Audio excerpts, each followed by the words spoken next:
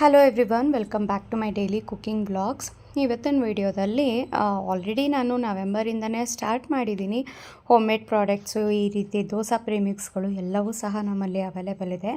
ಪ್ರತಿ ಸಲ ಹೊಸದು ಅಂದರೆ ಒಂದು ಬ್ಯಾಚ್ ಮುಗಿದು ನೆಕ್ಸ್ಟ್ ಬ್ಯಾಚ್ ಹೊಸದು ಮಾಡಿಸಿದಾಗ ಒಂದು ಪ್ಯಾಕೆಟ್ ನಾನು ಮನೆಗೆ ಯೂಸ್ ಮಾಡ್ತೀನಿ. ಸೊ ದಟ್ ಆ ಬ್ಯಾಚ್ ಚೆನ್ನಾಗಿ ಬಂದಿದೆಯಾ ಅಂತ ನೋಡಲಿಕ್ಕೆ ಸೊ ಈ ಸಲ ನಾನು ಮಿಲೆಟ್ ದೋಸೆ ಪ್ರೀಮಿಕ್ಸ್ನ ಹೊಸದಾಗಿ ಒಂದು 15 kg ಆಗುವಷ್ಟು ರೆಡಿ ಮಾಡಿಸಿದ್ದೆ.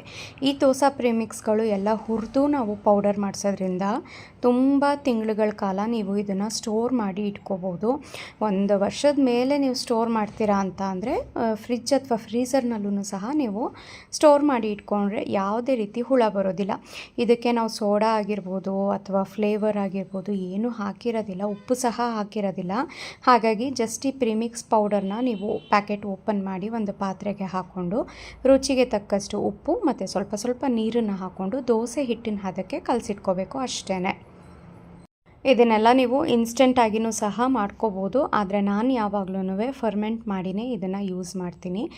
ಸೊ ಹಿಂದಿನ ದಿನ ಒಂದು 4ರಿಂದ 4:15 ಹಾಗೆ ಅಂದರೆ ಸಂಜೆ ಟೈಮ್ನಲ್ಲಿ ಕಲಸಿಟ್ಬಿಟ್ರೆ ದೋಸೆ ಹಿಟ್ಟಿನ ಹದಕ್ಕೆ ನಾರ್ಮಲಾಗಿ ನಾವು ಅಕ್ಕಿ ಬೇಳೆ ಎಲ್ಲ ನೆನೆಸಿದಾಗ ಯಾವ ಹೊತ್ತಿಗೆ ರುಬ್ತೀವಿ ನೋಡಿ ದೋಸೆ, ಆ ಹೊತ್ತಿಗೆ ನೀವು ದೋಸೆ ಪ್ರೀಮಿಕ್ಸ್ ಪೌಡರ್ನ ಈ ರೀತಿ ನೀರು ಮತ್ತು ಉಪ್ಪು ಹಾಕಿ ತುಂಬ ತೆಳು ಮಾಡ್ಕೋಬೇಡಿ, ಸ್ವಲ್ಪ ಗಟ್ಟಿನೇ ಇರಲಿ.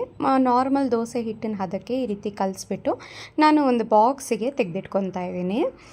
ಅದೇ ಬಾಕ್ಸಿಗೆ ಹಾಕಿ ಕಲಸೋದಕ್ಕೆ ಕಷ್ಟ ಆಗುತ್ತೆ ಅಂತ ಅಂದ್ಬಿಟ್ಟು ಅಗಲವಾಗಿರೋವಂಥ ಪಾತ್ರೆಗೆ ಹಾಕಿ ನೀಟಾಗಿ ಮಿಕ್ಸ್ ಮಾಡಿಬಿಟ್ಟು ಬಾಕ್ಸ್ನಲ್ಲಿ ನಾನು ಹಾಕಿಟ್ಕೊತಾ ಇದ್ದೀನಿ. ಸ್ವಲ್ಪ ಗಟ್ಟಿನೇ ಹಾಕ್ಕೊತಾ ಇದ್ದೀನಿ ನಾನು. ಆಮೇಲೆ ಒಂದು ಸ್ವಲ್ಪ ನೀರನ್ನು ಹಾಕಿ ಕೈನಲ್ಲಿ ಚೆನ್ನಾಗಿ ಮಿಕ್ಸ್ ಮಾಡಬೇಕು. ಕೈನಲ್ಲಿ ಈ ರೀತಿ ಮಿಕ್ಸ್ ಮಾಡಿದಾಗ ಹುಳಿ ಚೆನ್ನಾಗಿ ಬರುತ್ತೆ, ದೋಸೆ ಪ್ರೀಮಿಕ್ಸ್ಗಳು ಚೆನ್ನಾಗಿ ಉಬ್ಬಿ ಬರುತ್ತೆ ಹಿಟ್ಟು. ಸೊ ಇದು ಮಿಲೆಟ್ ದೋಸೆ ಆಗಿರೋದ್ರಿಂದ ನಿಮಗೆ ನಾರ್ಮಲ್ ಅಕ್ಕಿ ದೋಸೆ ಥರ ವೈಟಾಗಿ ಬರಲ್ಲ, ಯಾಕೆಂದರೆ ಇದರಲ್ಲಿ ಸಾಮೆ, ನವಣೆ, ಆರ್ಕ ಮತ್ತು ಊದಲು ಇವಿಷ್ಟನ್ನು ನಾನು ಸೇರಿಸಿರ್ತೀನಿ. ಜೊತೆಗೆ ಉದ್ದಿನ ಬೇಳೆ ಎಲ್ಲ ಹುರಿದು ಮಾಡೋದ್ರಿಂದ ಸ್ವಲ್ಪ ಈ ರೀತಿ ಕಲರ್ ಆಗೇ ಇರುತ್ತೆ. ಆ್ಯಂಡ್ ಮಿಲೆಟ್ಸ್ ದೋಸೆ ತುಂಬಾ ಒಳ್ಳೆಯದು ಆರೋಗ್ಯಕ್ಕೆ. ಸಾಮಾನ್ಯ ಅಕ್ಕಿ ನಾವು ತಿನ್ನಲ್ಲ, ರೈಸ್ ಜಾಸ್ತಿ ಯೂಸ್ ಮಾಡಲ್ಲ ಅಂತ ಅಂದವ್ರಿಗೆ ಇದು ತುಂಬಾ ಒಳ್ಳೆಯ ಆಪ್ಷನು. ಮಕ್ಳಿಗೂ ಸಹ ನೀವು ಇದನ್ನು ಆರಾಮಾಗಿ ಕೊಡ್ಬೋದು. ಸಾಮಾನ್ಯ ಸಾಮೆ ಅಕ್ಕಿ ಆ ಥರದ್ದೆಲ್ಲ ಮಾಡಿದಾಗ ತಿನ್ನಲ್ಲ ಅಲ್ವಾ ಮಕ್ಕಳು. ಸೊ ಈ ರೀತಿ ನೀವು ದೋಸೆಗಳಲ್ಲಿ ಪ್ರೀಮಿಕ್ಸ್ನ ಮಾಡಿ ಮಿಲೆಟ್ ಪ್ರೀಮಿಕ್ಸ್ ಯೂಸ್ ಮಾಡಿದ್ರೆ ಆರೋಗ್ಯಕ್ಕೂ ಒಳ್ಳೆಯದು. ಸೊ ರಾತ್ರಿ ನಾನು ಅದನ್ನು ಬಾಕ್ಸ್ಗೆ ಹಾಕಿ ಇಟ್ಟಿದ್ದೆ. ನೆಕ್ಸ್ಟ್ ಡೇ ಮಾರ್ನಿಂಗು ಸ್ವಲ್ಪ ಡಿಲೇ ಆಗೇ ಸ್ಟಾರ್ಟ್ ಆಯಿತು ಇವತ್ತು, ಏಕೆಂದರೆ ನಾನು ಏನೂ ಪ್ರಿಪೇರ್ ಮಾಡೋ ಹಾಗಿರಲಿಲ್ಲ. ಕಾಳು ಗೊಜ್ಜು ಹಿಂದಿನ ದಿನದ್ದೇ ಇತ್ತು. ಪ್ರದೀಪ್ ಸಹ ಇವತ್ತು ಆಫೀಸ್ಗೆ ನಾನೇನು ಲಂಚ್ ತೊಗೊಂಡು ಹೋಗಲ್ಲ ಅಂತ ಅಂದರು. ಹಾಗಾಗಿ ನಾನು ಚಟ್ನಿ ಆಗಿರ್ಬೋದು ಅಥವಾ ಗೊಜ್ಜಾಗಿರ್ಬೋದು ಅದೆಲ್ಲ ನಾನು ಏನು ಮಾಡಲಿಕ್ಕೆ ಹೋಗಿರಲಿಲ್ಲ. ಫ್ರಿಜ್ನಲ್ಲೇ ಎತ್ತಿಟ್ಟಿದ್ದೆ ಅಲ್ವಾ, ಅದನ್ನು ಜಸ್ಟ್ ಬಿಸಿ ಮಾಡ್ಕೊಳ್ಳೋದಲ್ವಾ ಅಂತ ಅಂದ್ಬಿಟ್ಟು ಸ್ವಲ್ಪ ನಿಧಾನಕ್ಕೆ ಮಾರ್ನಿಂಗ್ನ ಸ್ಟಾರ್ಟ್ ಮಾಡಿದ್ದೀನಿ. ಆ್ಯಸ್ ಯೂಶ್ವಲ್ ಬೆಳಗ್ಗೆ ಎದ್ದೇಳ್ತಿದ್ದ ಹಾಗೆಯೇ ಪ್ರದೀಪ್ಗೆ ಹಾಗೆ ಹಿತೇಶ್ಗೆ ಇಬ್ರಿಗೂ ರಾಗಿ ಮಾಲ್ಟ್ ಮಾಡಿ ಕೊಟ್ಟೆ. ಆನಂತರ ಇಲ್ಲಿ ಓಪನ್ ಮಾಡಿ ನೋಡ್ತಾ ಇದ್ದೀನಿ. ನೋಡಿ, ಅರ್ಧದಕ್ಕಿಂತನೂ ಕಡಿಮೆ ಇದ್ದಿತ್ತು. ಸೊ ಇವಾಗ ಅರ್ಧದಕ್ಕಿಂತನೂ ಮೇಲ್ಗಡೆ ತನಕ ಉಬ್ಬಿ ಬಂದಿದೆ ದೋಸೆ ಹಿಟ್ಟು, ತುಂಬಾ ಚೆನ್ನಾಗಾಗಿತ್ತು. ಸೊ ಇವಾಗಲೇ ನಾನು ಅದನ್ನೇನು ಡಿಸ್ಟರ್ಬ್ ಮಾಡಲಿಲ್ಲ, ಯಾಕೆಂದರೆ ಸ್ವಲ್ಪ ಲೇಟಾಗೇ ಒಂದು 7:30 ಹಾಗೆ ನಾನು ಓಪನ್ ಮಾಡಿ ನೋಡಿದ್ದು. ತಿಂಡಿ ತಿನ್ನೋದೆಲ್ಲ 9 ಗಂಟೆ ಮೇಲಲ್ವಾ, ಆಮೇಲೆ ಬೇಕಾದ್ರೆ ಮಿಕ್ಸ್ ಮಾಡ್ಕೊಳ್ಳೋಣ, ಅಲ್ಲಿವರೆಗೆ ಟೈಮ್ ಇದೆ. ಗೊಜ್ಜು ಅದೆಲ್ಲ ಏನೂ ಮಾಡೋ ಹಾಗೇ ಇರಲಿಲ್ಲ.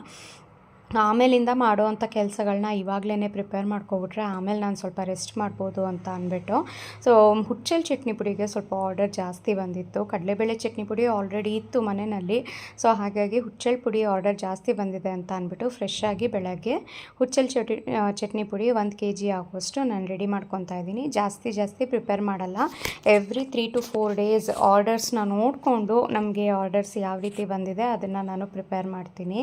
ಸೊ ಈ ಚಟ್ನಿ ಪುಡಿಗಳಾಗಿರ್ಬೋದು ಅದನ್ನೆಲ್ಲ ನಾನೇ ಪ್ರಿಪೇರ್ ಮಾಡೋದು. ಹಾಗಾಗಿ ತುಂಬಾ ಟೇಸ್ಟಿಯಾಗಿ ಬರುತ್ತೆ. ಆ್ಯಂಡ್ ತುಂಬಾ ಗಮನ ಕೊಟ್ಟು ಒಂದೊಂದು ಬ್ಯಾಚ್ನೂ ಸಹ ಚೆನ್ನಾಗಿ ಘಮ ಬರೋವರೆಗೂ ಹುರಿದು ಮಾಡೋದ್ರಿಂದ ಟೇಸ್ಟ್ ವೈಸ್ ಸಖತ್ತಾಗಿರುತ್ತೆ. ಸೊ ನೀವು ಫಸ್ಟ್ ನಾನು ಇಲ್ಲಿ ತೋರಿಸಿದ್ದೆ ಅಲ್ವಾ 7 ಗಂಟೆ ಹಾಗೆ ಓಪನ್ ಮಾಡಿದಾಗ, ಅವಾಗ ಇನ್ನೂ ಅರ್ಧ ಇತ್ತು. ಸೊ ನೋಡಿ, ಇಲ್ಲಿ 9 ಗಂಟೆ ಹಾಗೆ ನಾನು ಓಪನ್ ಮಾಡಿದಾಗ 3/4 ತನಕ ಬಂದುಬಿಟ್ಟಿದೆ. ಸೊ ದೋಸೆ ಹಿಟ್ಟು ಚೆನ್ನಾಗಿ ಹುಳಿ ಬಂದಿದೆ, ತುಂಬಾ ಚೆನ್ನಾಗಿ ದೋಸೆ ಆಗುತ್ತೆ ಈ ರೀತಿ ದೋಸೆ ಹಿಟ್ಟು ಉಬ್ಬಿ ಬಂದಾಗ. ಆ್ಯಂಡ್ ಇದರಲ್ಲಿ ಅವಲಕ್ಕಿ, ಉದ್ದಿನ ಬೇಳೆ ಎಲ್ಲ ಹದವಾಗಿ ಹಾಕಿದಾಗ ಮಾತ್ರ ನಮಗೆ ದೋಸೆ ಚೆನ್ನಾಗಿ ಬರೋದು. ಕೆಲವೊಬ್ಬರಿಗೆ ಟೈಮ್ ಇರಲ್ಲ, ಮಾಡಲಿಕ್ಕೂ ಆಗಲ್ಲ, ದೋಸೆ ತಿನ್ನಬೇಕು ಅಂತ ಅನ್ನಿಸ್ತಾ ಇರುತ್ತೆ. ಆದರೆ ದೋಸೆಗೆ ನೆನೆ ಹಾಕೋದು ಮರ್ತೋಗಿರುತ್ತೆ. ಆವಾಗ ಈ ದೋಸೆ ಪ್ರಿಮಿಕ್ಸ್ಗಳು ತುಂಬಾ ಹೆಲ್ಪ್ಫುಲ್ ಆಗುತ್ತೆ. ಅದರಲ್ಲೂ ಸಹ ಈ ವರ್ಕಿಂಗ್ ಲೇಡೀಸ್ಗೆಲ್ಲ ತುಂಬಾ ಹೆಲ್ಪ್ಫುಲ್ ಇದು. ನೀವು ಸಂಜೆ ಡ್ಯೂಟಿ ಮುಗಿಸ್ಕೊಂಡು ಬರ್ತಿದ್ದ ಹಾಗೇ ಒಂದು ಪ್ಯಾಕೆಟ್ ಓಪನ್ ಮಾಡಿ ಜಸ್ಟ್ ನೀರು ಉಪ್ಪು ಹಾಕಿ ಕಲಸಿ ಒಂದು ಬಾಕ್ಸ್ನಲ್ಲಿ ಇಟ್ಬಿಟ್ರೆ ನೆಕ್ಸ್ಟ್ ಡೇಗೆ ದೋಸೆ ಅಥವಾ ಇಡ್ಲಿ ಏನು ಬೇಕಾದ್ರೂ ಮಾಡ್ಕೋಬೋದು. ಇದರಲ್ಲಿ ಇಡ್ಲಿ ಮಾಡ್ಕೋಬೇಕು ಅಂತ ಅಂದರೆ ಹಿಂದಿನ ದಿನವೇ ಇದರೊಟ್ಟಿಗೆ ಸ್ವಲ್ಪ ಇಡ್ಲಿ ರವೆನ ಮಿಕ್ಸ್ ಮಾಡಿ ಹಾಕಿದ್ರೆ ಆಯಿತು. ಇಡ್ಲಿನೂ ಸಹ ಬೆಳಗ್ಗೆ ಹೊತ್ತು ನೀವು ಮಾಡ್ಕೋಬೋದು, ದೋಸೆ ಅಷ್ಟೇ ಅಲ್ಲ. ಸೊ ಇವಾಗ ಕಾವಲಿ ಬಿಸಿ ಆಗ್ತಿದ್ದ ಹಾಗೆಯೇ ಸ್ವಲ್ಪ ಎಣ್ಣೆನ ಸ್ಪ್ರೇ ಮಾಡಿಬಿಟ್ಟು ದೋಸೆ ಹಾಕ್ತಾಯಿದ್ದೀನಿ. ಆ್ಯಂಡ್ ಇಲ್ಲಿ ನೀವು ನೋಡ್ಬೋದು ಸ್ವಲ್ಪನೂ ಸಹ ಇದು ತವಾಗೂ ಸಹ ಅಂಟ್ತಾ ಇಲ್ಲ, ಅಷ್ಟು ಚೆನ್ನಾಗಿ ದೋಸೆ ಆಗಿದೆ. ಆ್ಯಂಡ್ ತುಂಬಾ ಟೇಸ್ಟಿಯಾಗಿರುತ್ತೆ, ಹೆಲ್ದಿಯಾಗಿರುತ್ತೆ. ಎಣ್ಣೆ ತುಪ್ಪ ಬೆಣ್ಣೆ ಏನು ಬೇಕಾದ್ರೂ ಹಾಕ್ಕೊಂಡು ತಿನ್ಬೋದು. ಕ್ರಿಸ್ಪಿಯಾಗಿ ಮಾಡ್ಕೋಬೋದು, ಸೆಟ್ ದೋಸೆ ಮಾಡ್ಕೋಬೋದು, ಆನಿಯನ್ ದೋಸೆ ಮಾಡ್ಕೋಬೋದು, ಸಖತ್ತಾಗಿರುತ್ತೆ ಟೇಸ್ಟು. ಸೊ ನೋಡಿ ಇಲ್ಲಿ ಪ್ರತಿಯೊಂದು ದೋಸೆನೂ ಅಷ್ಟೇ ತುಂಬಾ ಚೆನ್ನಾಗಿ ಆಗ್ತಾಯಿತ್ತು.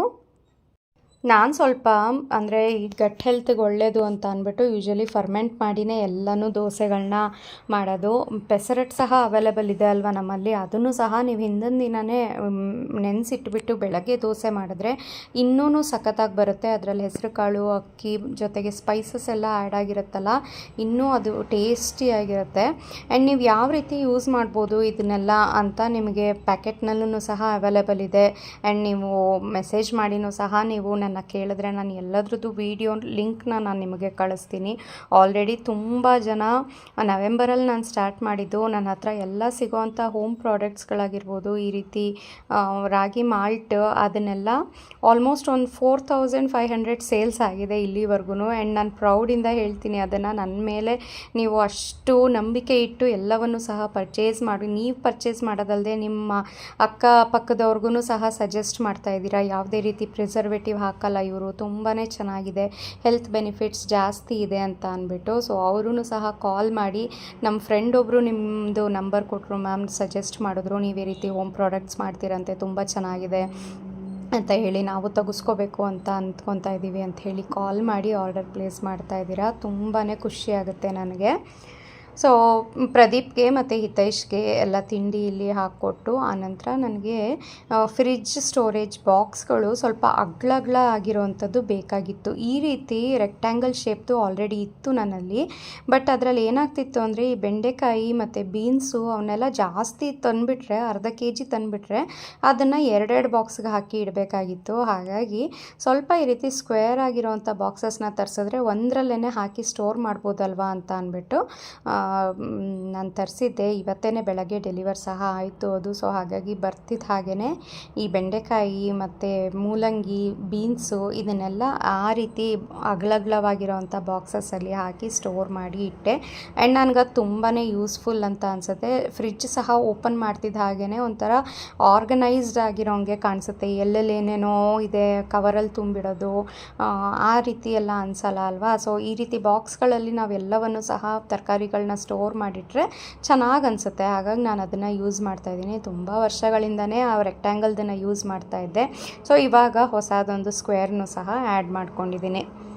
ತಿಂಡಿ ಎಲ್ಲ ತಿಂದಾದಮೇಲೆ ಹುಚ್ಚಲ್ ಚಟ್ನಿ ಪುಡಿಗೆ ಎಲ್ಲವನ್ನು ಸಹ ಹುರಿದು ರೆಡಿ ಮಾಡಿ ಇಟ್ಕೊಂಡಿದ್ದೆ ಅಲ್ವಾ. ಸೊ ಇವಾಗ ಅದನ್ನು ಪೌಡರ್ ಮಾಡಿ ಸ್ಟೋರ್ ಮಾಡ್ಕೋತಾ ಇದ್ದೀನಿ. ಸೊ ದಟ್ ಹೆಲ್ಪರ್ ಅವರೆಲ್ಲ ಬಂದಾದಮೇಲೆ ಯಾರ್ಯಾರು ಎಷ್ಟೆಷ್ಟು ಗ್ರಾಮ್ಸ್ ಕೇಳಿದ್ದಾರೆ ಅದನ್ನು ನಾವು ಪ್ಯಾಕೆಟ್ ಮಾಡಿ ಅವ್ರಿಗೆ ಡಿಸ್ಪ್ಯಾಚ್ ಮಾಡ್ಬೋದು ಅಂತ. ಸೊ ನಿಮಗೇನಾದರೂ ಹೋಮ್ ಮೇಡ್ ಪ್ರಾಡಕ್ಟ್ಸ್ ಯಾವುದಾದ್ರೂ ಬೇಕಿತ್ತು ಅಂತ ಅಂದಲ್ಲಿ ಸ್ಕ್ರೀನ್ ಮೇಲೆ ಕಾಣುವಂಥ ನಂಬರ್ಗೆ ವಾಟ್ಸಪ್ ಅಥವಾ ಕಾಲ್ ಮಾಡಿ ಆರ್ಡರ್ ಪ್ಲೇಸ್ ಮಾಡಿ.